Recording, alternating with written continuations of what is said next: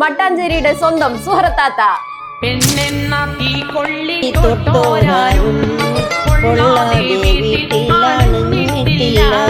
സുഹൃത്താത്ത അങ്ങോട്ട് പോപ്പുലറായി. വീട്ടിൽ ഇങ്ങനെ വെറുതെ ഇരുന്ന് പറയി പിടിച്ചപ്പോഴാണ് നേരം പോണ സമയത്ത് ഇതിങ്ങനെ ഇട്ടത്. ഒരേ പാട്ടുകളൊക്കെ പാടി ഇൻസ്റ്റാഗ്രാമിൽ ഇട്ട് നോക്കാമെന്നും പറഞ്ഞിട്ട് എടുത്തിട്ടപ്പോ എനിക്കറിയില്ലായിരുന്നു ഹനാൻസാന്റെ പാട്ടാണ്, സിജു സണ്ണി സാറിന്റെ പാട്ടാണെന്നൊന്നും അറിയില്ല. ഹനാൻസ വോയിസ് മെസ്സേജ് ഒക്കെ ഇട്ട് ഇപ്പൊ പുതിയൊരു വല്യമ്മാനെ കിട്ടിയാണ്. എന്റെ പാട്ടൊക്കെ ഇട്ട് മൂപ്പര് അവിടെ അടിച്ചു പൊളിക്കുന്നതൊക്കെ ഞാൻ കണ്ടു.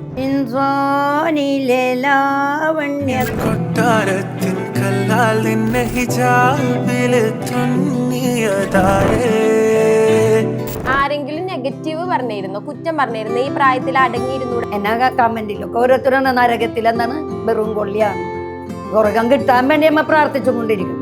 അവിടെ ചെല്ലുമ്പോഴേ പോയി വന്നവരാരുമില്ല.